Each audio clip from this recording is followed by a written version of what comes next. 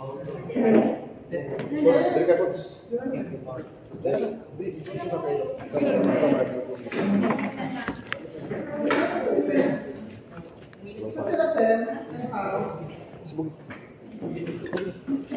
So, wala lang dito si Jan. Mag-renew na ng ano na? Opo. Ng license para makabalik. Andito ba si ano? Si wala. Dito na lang dyan. Wala lang naiwas. Si Paula na. Ano ba na dyan? Yan, suwabe sa'yo. Ingot, may hinihintay na lang. Hinihintay na lang.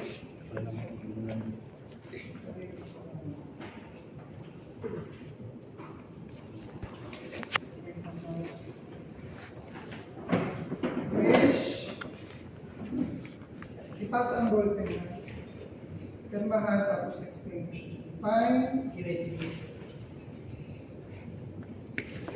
May joy. May tuloy.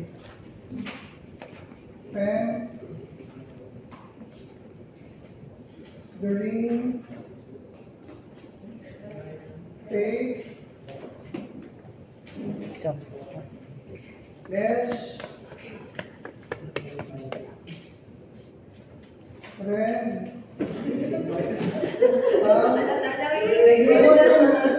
Blue yung ipang kalma. So, pag napirma nga, balik sa akin yun. Sunod-sunod yung number of days. JR. Albert. Ryan. Joel. Mereka Joel. Lahir. Kapuras ko naman yan. Nana? Jerome. Pero,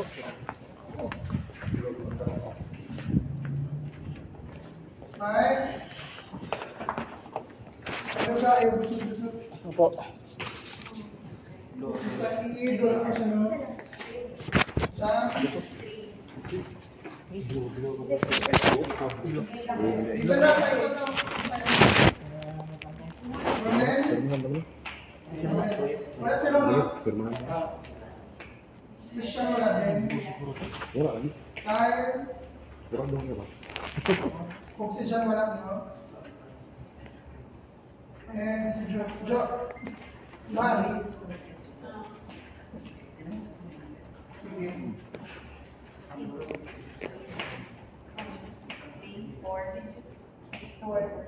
Sige. I-focus muna tayo, wait lang. Hindi mo na-pick ka na. So, okay, good evening, guys. Okay. Well, I think aware naman na kayo. So, opening is August 8. Ceremony is August 7. Parating ang mga clusters and bosses natin. So, make sure familiar kayo sa mga name. So, sinend ko. Isa-send ko na sa security yung mga parating. For marketing, tatlo sila from marketing, isang photographer and their team, then dalawa from Ashana na FOX and FO.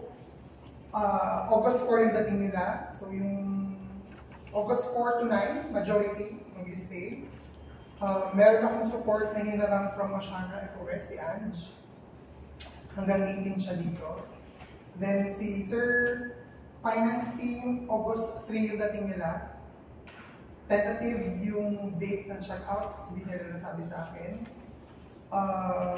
Arrival ng... Majority ng arrival is August 4 pero 8 AM. So housekeeping, yung rooms na nurse ko ha. Pa-double check. Hopefully tomorrow dumating na yung diversity na binili namin, iba pa yung delivery.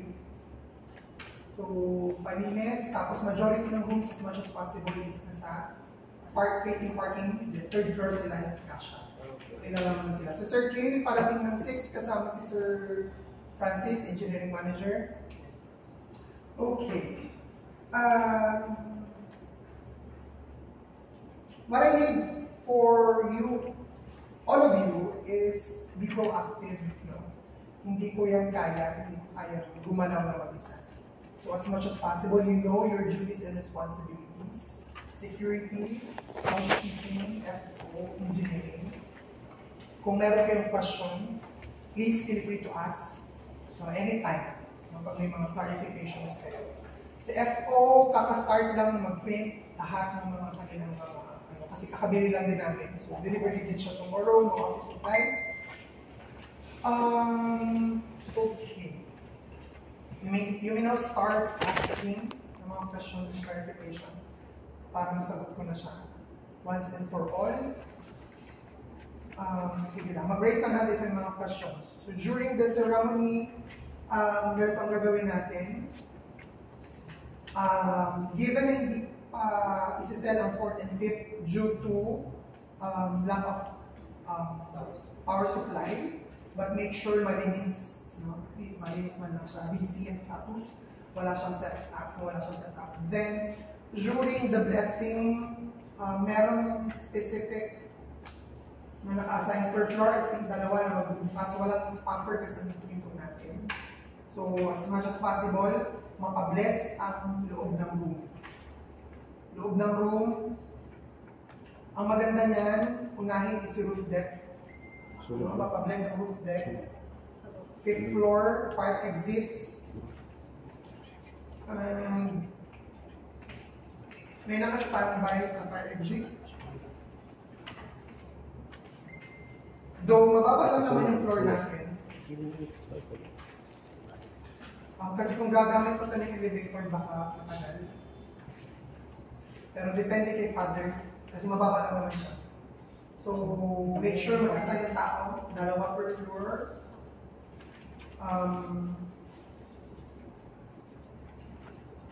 Isa sa, I think sa lalaki na nagkasama ko, na magsasama kay Father. Catholic ka. Sino bang Catholic? Dito. Catholic. Okay. Catholic. Sige. Christian ka diba? Sige. Si Leslie na lang siya si JR. Para, kasi usually kapag nag-blessing, para alam mo yung prayer, I don't know if English ang ni Father. Usually our Father naman siya. So, kabalo naman kayo. So, yun siya. Para masabayin si Father. So, again, alam niyo yung duties nyo ha? Ang mag-assist kay Father, si Leslie and si JR from roof deck to ground. So, lahat ng fire exit and sa offices, storage, ana siya. Ang magsusundo kay Father, ikaw na lang din, grab na lang.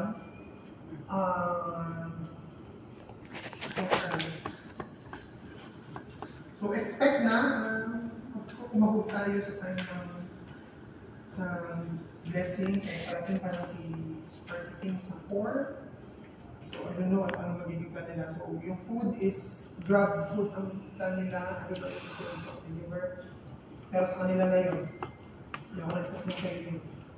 Flowers, wala pa silang pino-coordinate sa atin. Nabigyan na tayo sa kanila na ganyan. Para sila magtumulong dyan. For the operation, so parking again is first come, first serve.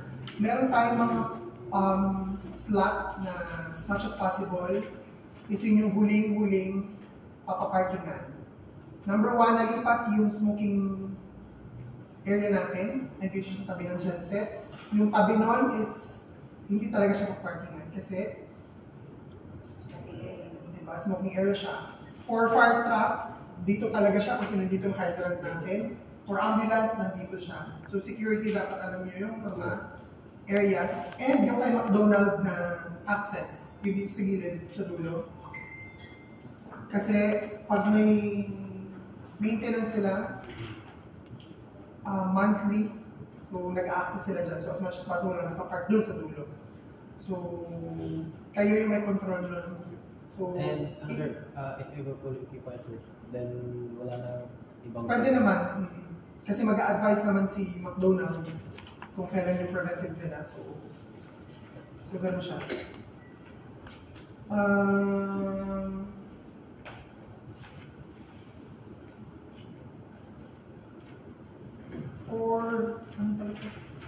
Just in case may mga guests, syempre, Davao is, ano man siya, nandito man ang Dorian. So, yung box 4 dito sa gilid, para doon na lang store, tapos luggage tag. Ang luggage tag galing kay marketing. So, ilalaminate na lang yun siya. Wi-Fi access. Nag-send na tayo kay ano? Opo, nag-send na yun. Okay. So, pero be ready kasi baka walang dala si marketing. Print na lang muna, just in case. Pero we'll ask marketing if meron na sila.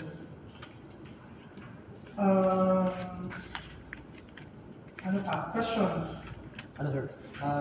Since malapit na po yung expiration of year, tapos di talaga naiiwasan ng mga, yung biggest concern ko kasi sir, yung mga nagdadala ng mga firearms yun. Then, saan ko nila pwede ilagay doon? Okay. Nagpabili ako ng safety deposit box kay Miss Cara. Actually, sa akin at saka FO yun, pero technically sa akin safety deposit box yun yung ano. So, doon siya ipikip kasi during check-in procedure, meron dong terms and conditions of firearms. Any firearms hindi siya allowed. So, And ano sir, security reason sir, sasabayan ko ba namin yung tao na may dala ng firearms sir? sasabihan? Sasabayan ko namin sir. I-assist ko Assist, samahan siya. Since may dala ko sila. Pwede naman usually, ano naman, makikita niya naman siya, di ba, let's say kung ang approach doon, of course, greetings, no? Yes, sir. Ang greetings, no? Be respectful, good ang tone. No? Ayaw ng pabaga-baga. Yes sir. No? Kaya nasa hospital man tayo, nasa hospitality industry tayo as much as possible na friendly ang ating mga tone. Greet lang, no? Treat it sa normal, no? Nasa training nyo naman yan siya kung paano yan. Yes, sir. I-handle yung mga ganong situation. Then, i-assist sige. So, usually na mag-ask bakit ganyan. For security purposes, of course, hindi talaga siya allowed. Tapos, ikikip naman siya. Meron tayong safety deposit box na na nakakip sa loob. So, bibigyan lang sila ng tag or anything. What else? Joiner. Yes, sir. Joiner is kailangan naka-register din sa logbook ninyo, din sa FO, nakatag siya as visitor. And pwede din po ba kami mag-hingi ng form sir para doon po namin kukunin yung details na bago namin i-enter sa ito? Every past 10 lang po namin gagawin sir. Kunyari, nag-past 10 kayo na po, pag may kapatid na ganyan, dadaan muna sa amin bago sa ito. For visitor, pwede naman, pwede naman. Pwede mag-ask kayo sa room number. Hindi kayo sure kung ano siya dito. Kasi makikita niyo naman yung mga guests na hindi familiar sa hotel. Kasi patingin-tingin sa cellphone, ano. So, of course, kayo na sa unahan, i-ask kung ano yung purpose, paano sila ma-assist, meron ba silang in-expect, ganyan siya. So, be vigilant at all times. So, yung security sa likod, ganun din, nandun yung back entrance natin. Kaya ako kayo pinapwesto doon sa may beam doon na may, sa may railing, kasi doon, makikita ko kayo doon, sa may CCTV. So, hindi para bantayan ko kayo ha. Kayo dapat ang magbantay sa perimeter. Bantayan ng safety ng guest, internal and external guest, kasama employees. So, ganun siya. Magtulungan tayo, no? Dapat well-coordinated tayong lahat. So, ganito, pag may in-endorse ako, parating ng mga VIP, so kayo dapat alerto. Tapos, i-alert sa FO, alert sa housekeeping, positive ng VIP, ana-ana. So, makita mo namin sa group shot. So, kami, ma-alert din kami. So, dapat well-coordinated tayo. Yes sir. Pag may mga visitors from government agencies, ganun din. Ano pa? Luggage card sir. Luggage cart is parating na. Ang shelves ninyo is nagkaroon ng concerns between PD, Project Development Team, for payment kay Vidcon, but na-forward na kahapon, nagkaroon ng clarification, so once ma-settle, mag-deliver na. So, ang pending ninyo, Specials, materials? Meron na po. Okay. Sige. Other questions? Assist guest po, sir, paakyat. Sino po mga assist po? Public lang. PA or housekeeping, security guard is hanggang dito lang. So, hindi nila pwedeng iwanan yung rooms nila. Pag may storage, sir, security din, sir. Yes, for storage, kay malapit naman siya.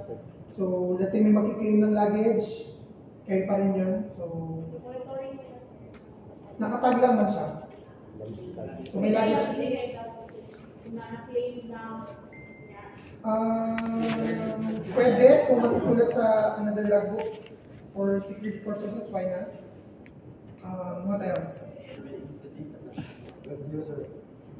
Radio, hindi na siya in-approve ni Sir Kirill, so communication from housekeeping and front desk is through Viber, even security pag may mga concerns, through Viber na siya. But yung sa inyo is, antayin natin yung ano nila, dapat meron kayong radio. Request na po ako sa... Kasi meron kayo sa likod. So, mas mabilis yung communication kaysa mag-Viber. Surrender ko ng fire service, sino po magsasurrender sa security? si guest mismo. Si Gas is Siya over. Hindi tayo i-handover na sa may papa-herman tayo na na-receive nila. Kasi alam ko, hindi natin pwede hawakan yung firearm kasi yung fingerprints natin malalagay doon in case gamitin ni guest yun. Madali lang yan. May bag man siya. May CCTV din. May cellophane man dapat. Sa bag. Nakagas, wala siyang case. Nakaano lang siya. We'll buy gloves. Yung white. Usually, sir, Ziploc. Ano? Parang ilan sa akin na Hindi ka naman. With holster. With holster, turnover. sila na dapat mo. Sila na dapat mo. Okay. Isang kapatid na. May ano si tayo, sir? Sagot siya doon. With holster. Doon kasi sa akin dati, sir, is yung firearm nila, sir, even if knife lang, sir, is sila talagang maglalagay, hindi talaga kami hahawak ng sir. Then yung sa safety deposit box, sir, sila talagang maglagay din sa loob. Kaso ang safety deposit box kasi natin sa loob. Kapag pinasok nila yung loob, makikita nila yung CCTV, makikita offices. So as much as possible, Ano lang, sir, palagay na lang dito. yung, pwede naman kami din maglagay, sir, din. Ano naman, alam naman yung procedure. Basta sila lang po maglagay sa plastic. Siguro bibili tayo ng gloves para sure na rin. Shazit lang. Wala kayong print. But,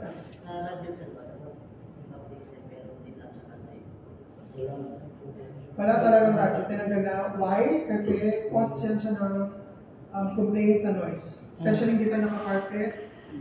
So speaking ng noise, RA, kapag nasa taas ang engineering, ayaw na nagasigaw-sigaw. Kasi pag V-declare, kaya mag-echo man siya. V-declare, complain niya siya. Isa sa mga mataas ang complaint sa noise. So, kaya tinanggal din yung radio. So, I don't know if ano yung magiging strategy, but ang nakikita kong strategy is si PA and si supervisors ang pwedeng mag-clear through shot. Kasi si RA mo para makafocus sa room cleaning. Kasi nagkakaroon ng delay ang room cleaning kasi nga sa halip na naglilinis si RA, nagtatakbo pa siya sa mag-clear na siya. Tatakbo. Anyway, ang floor lang man natin is 4 lang siya. Pwede sana tayong gumamit ng fire exit. Kaso fire exit should be closed at all times. So, ano lang siya. Not unless sira ang elevator, ang isa, that's a time. Meron tayong stopper. So, dapat per RA may ganun din. Pero, syempre, hindi siya ginagamit. So, just in case lang. Clear tayo na ha? Tumutunog ba yun, sir, pag pinush talaga? Mukha si guest, like, Naka-alert yun, sir. Hindi, ang naka-alarm is roof deck. Diba? Roof deck. Kapag binuksan ng roof deck, mag-alarm siya. pero yung sa mga floor, sir, na dito sa fire exit, pag pinuksan ng guest yun. Wala. Makakapasok ka, sir, pero hindi ka makakalabas. Yes. Darang exit ka talaga. Sa ano na siya bababa. So again, fire exit, ikot siya kasi baka may mga guest na may smoke. So tingnan natin. Kasi first time ko naman dito sa Davao. I don't know if lalo sila natakot sa... Kasi ang tawag lang sa ano, di ba? So, nonetheless foreign siya. It's familiar. So,